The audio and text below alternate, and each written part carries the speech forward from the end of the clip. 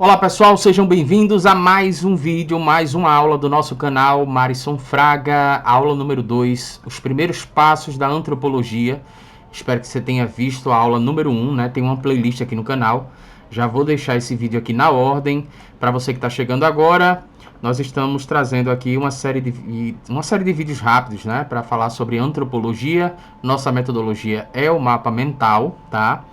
Acho que fica mais fácil aqui para a gente explicar e sistematizar. E a gente está fazendo uma abordagem aqui de como surgiu a antropologia, né? A antropologia como ciência independente, a antropologia como ela se desenvolveu, ou seja, o que é antropologia, como é que tudo isso aconteceu para que a antropologia chegasse no que ela é hoje, como foi o desenvolvimento de determinados conceitos, o porquê que aconteceu isso historicamente. Então a gente está abordando tudo isso e deixa eu ajustar aqui o nosso mapa mental para você que está no celular, né? Eu sei que a tela do celular é menor, então vamos lá. Continuando a aula passada, nós vamos abordar aqui mais 4 tópicos para a gente fechar essa primeira parte aqui dos primeiros passos da antropologia, antes da gente entrar em alguns conceitos importantes.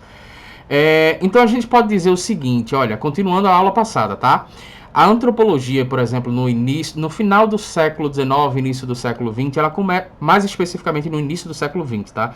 Ela começa a sofrer uma crise de identidade. Por quê? Vamos só relembrar aqui uma questão, que é o seguinte, para ser ciência naquele período, né, a gente está falando ali de um período do século XVIII, século XIX, para ser considerado ciência existia uma necessidade a gente falou isso na aula passada, da distância, né, entre o observador e o objeto, né?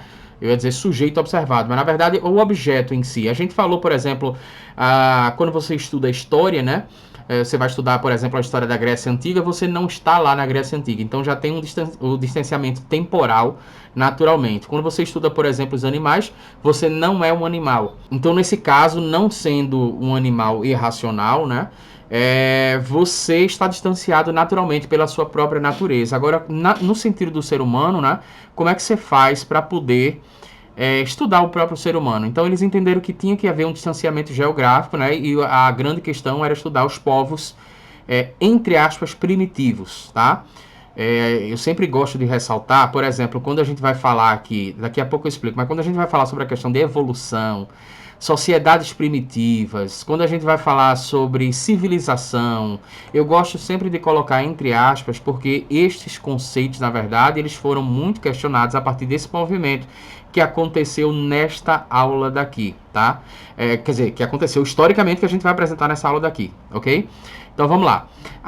No início do século XX começa a antropologia a sofrer uma crise de identidade pelo desaparecimento gradual das sociedades primitivas, né? Eles compreendiam que as sociedades eram primitivas. Eles quem? Os europeus.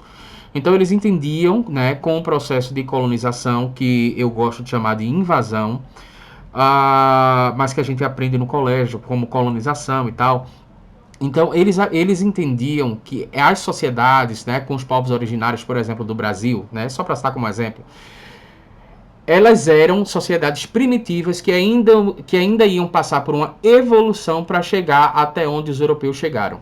Então é como se existisse uma linha temporal que a gente chamou de desenvolvimento unilinear, né? Evolucionismo unilinear, na verdade, que era uma ideia, inclusive, até meio darwiniana.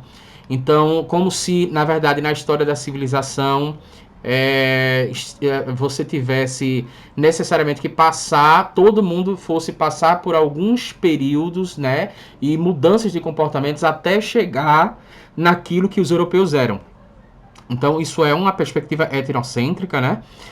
E eles entendiam dessa forma. Então, começam a acontecer no início do século XX, por exemplo, com o desaparecimento gradual dessas ditas e consideradas por eles sociedades primitivas, né? Começa a acontecer uma crise de identidade, porque era objeto de estudo da antropologia. O que é que a gente vai fazer agora? Existia ali um processo de, entre aspas, evolução social, né? E uma evolução também do contato entre as diversas sociedades, com todo esse processo de invasão, né? Porque assim, algumas pessoas até podem criticar o fato de eu estar chamando de invasão aquilo que a gente estuda como colonização, mas a mente do colonizador ela é uma mente de exploração, né? De explorar absolutamente tudo. Os acordos, por exemplo, que porventura eram feitos, eram acordos que não eram bilaterais, eram acordos extremamente unilaterais, né? E é como se mais ou menos, por exemplo, se você for financiar um carro hoje, né, muita gente não tem acesso nem à questão da legislação financeira, né? Legislação tributária, por exemplo, e acaba pagando muita taxa, sem perceber que está pagando aquelas taxas, e são taxas abusivas. E a pessoa acaba pagando para poder adquirir um carro, ou adquirir um apartamento, ou adquirir qualquer outro serviço, por exemplo, ou bem. Muitas vezes você paga, você adquire, por exemplo, uma relação comercial, você desenvolve uma relação comercial que tem uma venda casada no meio e você não percebe que aquilo é inconstitucional, tá? Então você está sendo lesado e você nem percebe que você está sendo lesado. Por isso que eu entendo que seria, na verdade, invasão o termo mais adequado, porque colonização dá uma suavizada no que, na verdade, foi uma violência velada, enfim, isso já seria outro motivo para outra aula. Mas o que eu estou querendo falar aqui é esse processo, por exemplo, de contato entre os europeus e os povos que estavam sendo colonizados e invadidos, fez com que ocasionasse uma mudança de comportamento naqueles povos que estavam sendo colonizados, e eles estavam perdendo aquelas características, entre aspas, primitivas, né? E a partir disso, os europeus, na verdade, começaram a perceber que estava tendo um processo ali do que eles consideravam como evolução social, e aí veio a pergunta, né? O que vai ser, por exemplo, da antropologia se essas sociedades primitivas estão desaparecendo? Né? Qual vai ser o futuro, por exemplo, dessa disciplina, da antropologia? Né? O fim das sociedades primitivas seria ou não seria o fim da antropologia? Então, essa questão começa a ser levantada pelos antropólogos, tá? E a partir daí a gente pode considerar que a antropologia tem novos rumos aí, né? Com a mudança para uma abordagem epistemológica. Vamos entender isso, né? Então, houve nesse período uma mudança de foco para uma perspectiva mais integrativa. Em que sentido que a gente está falando isso? Né? O objeto de estudo não era mais aquilo que era considerado primitivo, tá? Houve uma atualização para uma abordagem epistemológica, né? Onde essa abordagem, por exemplo, visava entender os diversos modos de organização nos diversos países, nos diversos continentes, nas diversas regiões do mundo, nos mais variados grupos sociais. E, na verdade, eles começam, por exemplo, a partir de um reconhecimento de que o ser humano ele tem uma diversidade muito interessante. E não necessariamente precisa ser considerado um grupo social primitivo, como eles consideravam.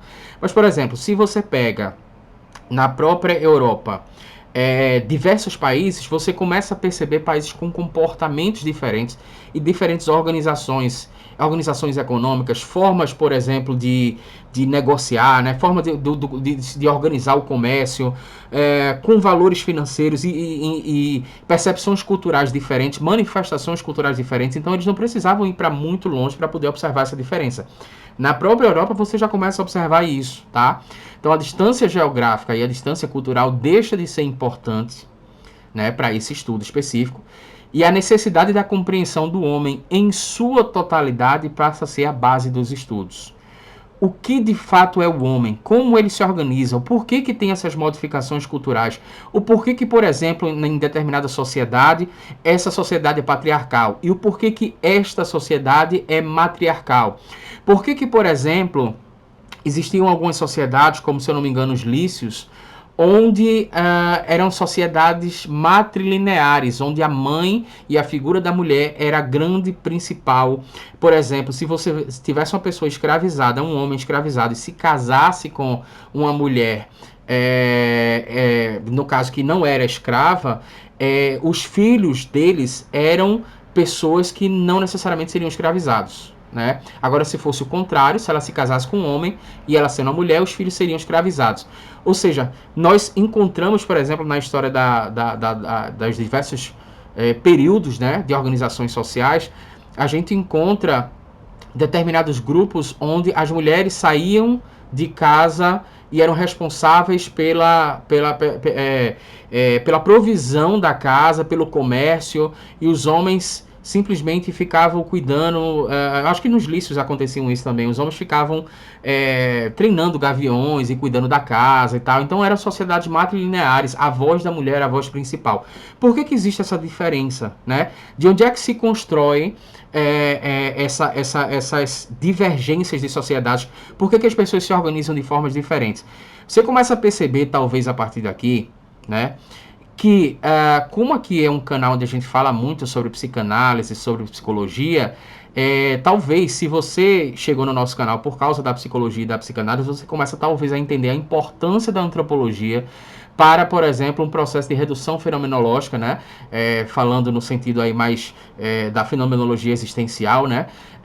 Ou da redução transcendental, por exemplo, a importância do não julgamento na clínica, porque daqui a pouco você vai entender, uma frase do antropólogo Roberto da Mata, um dos objetivos da antropologia, pelo menos hoje se entende dessa forma, é conseguir se aproximar tanto de uma cultura exótica a ponto de que essa cultura exótica se torne familiar para você e sua própria cultura familiar, os próprios aspectos que você considera familiar se tornem exóticos, né? Essa seria a grande sacada, porque aí você começa a entender que essas divergências, na verdade, que você acha que são divergências inatas e que as sociedades precisam necessariamente se organizar dessa forma, na verdade é um processo cultural, é tudo uma construção social, tá?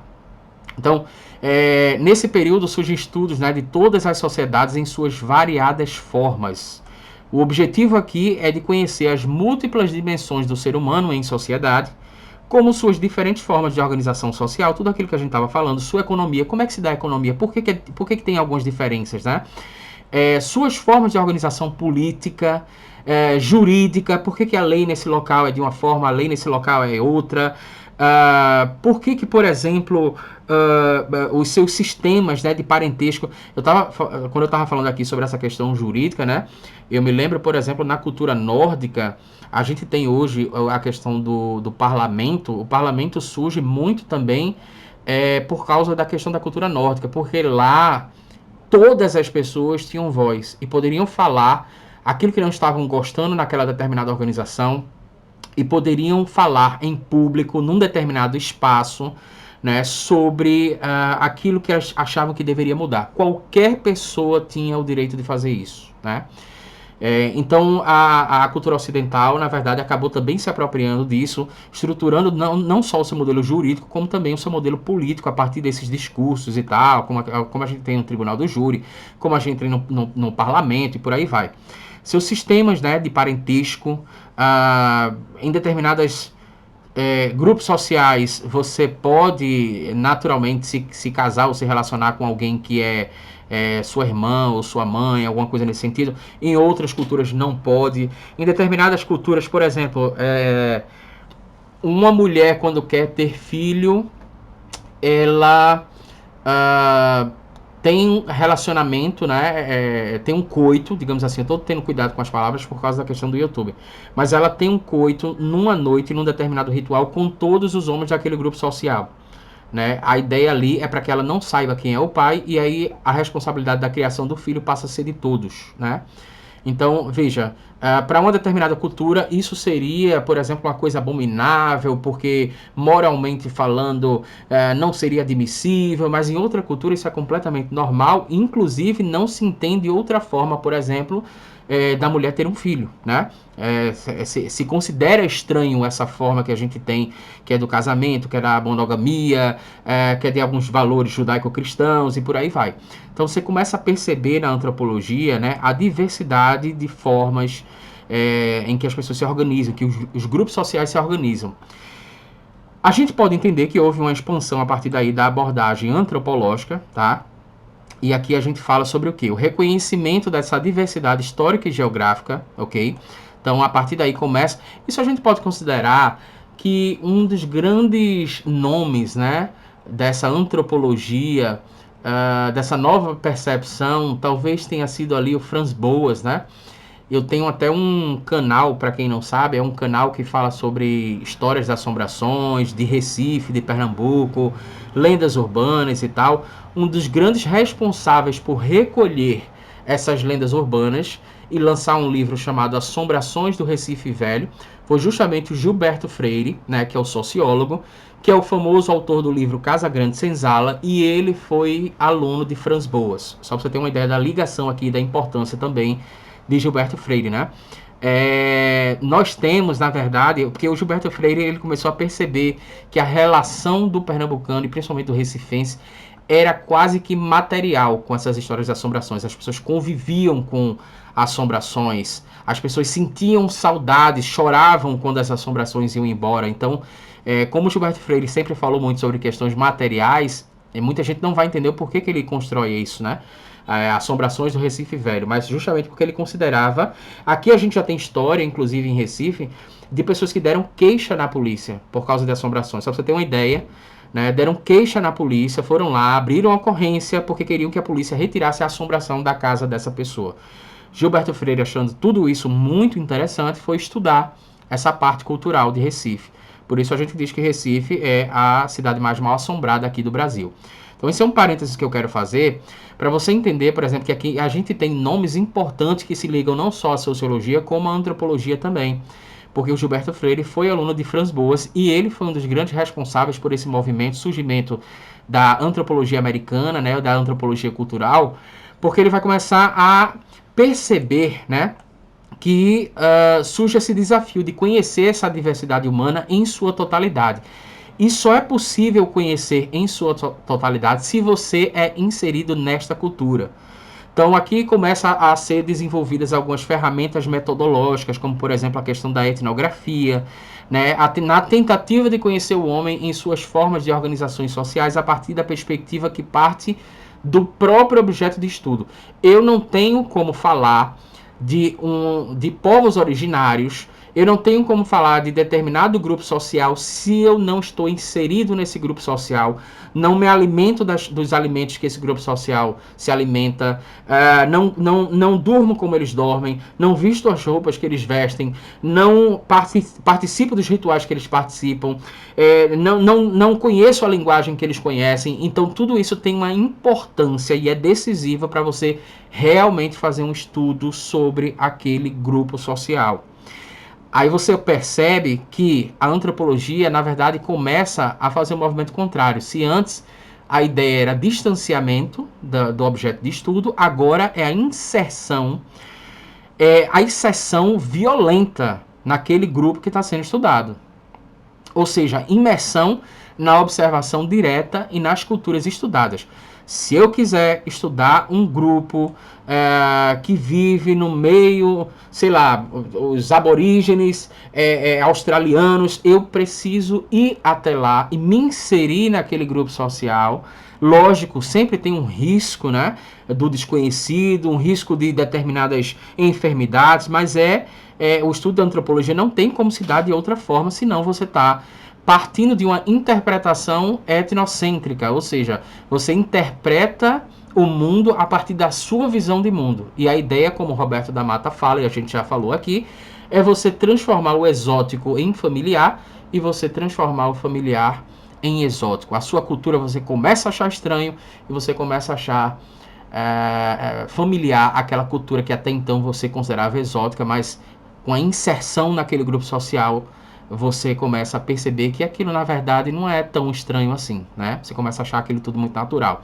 Então percebe-se que aquilo que até então se entendia que era normal, por exemplo, as pessoas falam hoje, é uma coisa mais natural do mundo o homem ser o chefe da casa. Não é bem assim, tá? Você começa a perceber que isso é uma construção social, na verdade isso é uma construção cultural.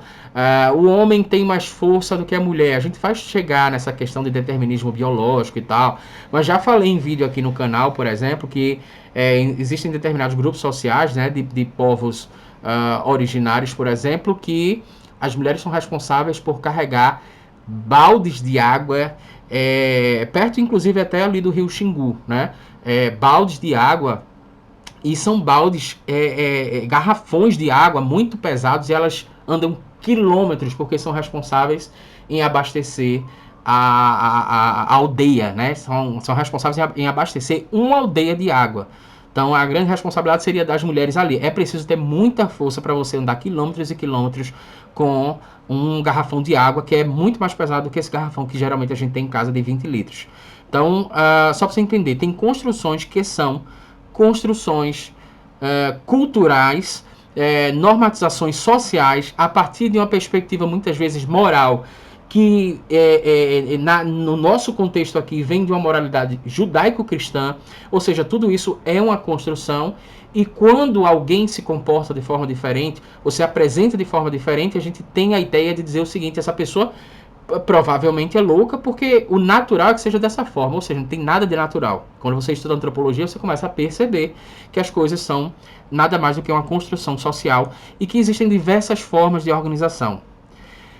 Qual é o impacto dessa experiência antropológica, né? Primeiro, o questionamento da própria cultura. O que é que tem na nossa cultura que a gente acha, por exemplo, que é inato? A gente nunca se questionou sobre isso. O porquê, por exemplo, que eu tenho que andar de calça jeans, né? Por que eu tenho que colocar roupa? Parecem questões simples, mas a gente cresce sem se questionar sobre isso. O porquê que eu como dessa forma? Por que eu não posso comer com a mão? O porquê que eu tenho, na verdade, que andar, que me sentar, por exemplo, do lado direito ou do lado esquerdo de uma mulher?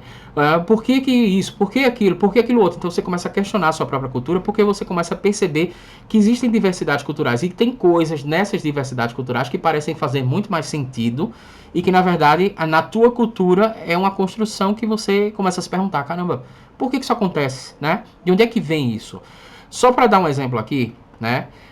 Vou dar um exemplo aqui de, por exemplo, determinados grupos sociais onde a mãe ela só pode ter 2 filhos. Se ela tem um terceiro filho, ela é responsável por retirar a vida dele e enterrá-lo, né? Em determinado, como disse, tem no livro O Mito do Amor Materno, de Elizabeth Badinter, algumas mães tinham filho na Europa, né? Acho que século XVII, século XVIII, por aí, algumas mães tinham filhos para que esse processo de gravidez estimulasse elas a desenvolver leite, e elas assim ganhavam dinheiro se transformando em ama de leite de outras famílias que não tinham a produção de leite. E os filhos dela, o que acontecia? Morriam de fome.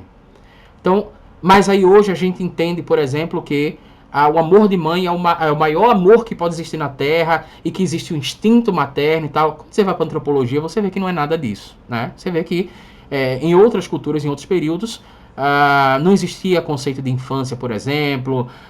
Ou seja, tem uma diversidade muito grande, inclusive com questões extremamente polêmicas. A gente pode entender também, né, que nesse processo se dá a conscientização da relatividade dos valores e comportamentos. Tem até um livro bem interessante do Roberto da Mata, que é Relativizando. Para você que está gostando dessa aula chegando até aqui, esse Relativizando é bem interessante. Aliás, Roberto da Mata tem Relativizando e tem outros livros também que são interessantíssimos, né? Acho que Porque o Brasil é o Brasil, alguma coisa assim. O que é que faz do Brasil o Brasil? Alguma coisa, se você pesquisar aí Roberto da Mata, você vai perceber. Nossos comportamentos, valores, gestos não são naturais. São apenas construções sociais em meio a infinitas possibilidades. O papel fundamental da antropologia na compreensão da diversidade cultural e humana é um papel que a gente pode dizer indispensável, porque é a partir dessa perspectiva, dessa mudança de perspectiva e dessa mudança de abordagem epistemológica que os antropólogos começam a perceber que a evolução do ser humano não é unilinear, né? Não segue uma lógica que a princípio os antropólogos de gabinete começavam a entender, porque seria uma perspectiva etnocêntrica, ou seja, porque os povos originários do Brasil não usavam calça, eles eram primitivos e eles ainda precisariam passar por um processo de evolução para chegar até os comportamentos europeus. O que se observa a partir dessa mudança de abordagem epistemológica é que e com essa aproximação do seu objeto de estudo, né, e analisando o fenômeno a partir do olhar do objeto estudado, você começa a perceber que não necessariamente a evolução vai significar fazer esse mesmo caminho, mas a sociedade ela pode se reorganizar de outra forma, tá? E essa outra forma vai para um caminho, inclusive, muitas vezes contrário do que foi o caminho utilizado pela construção da Europa para que a Europa conseguisse ser o que ela é hoje, né? E nem por causa disso significa que uma ou outra seja uma cultura menos ou mais importante. Essa é a grande questão, a grande sacada do movimento que a antropologia faz até chegar o que ela é hoje. Eu espero que você tenha gostado. Se inscreve no nosso canal, ativa o sininho para receber as nossas próximas notificações. Tem mais vídeo que a gente vai trazer aqui sobre psicanálise, mas por enquanto eu queria fazer uma abordagem aqui sobre antropologia, porque eu acredito que é super importante, não só para antropólogos, sociólogos, para quem estuda ciências sociais, mas também para psicólogos e psicanalistas. Forte abraço e eu te vejo no próximo vídeo.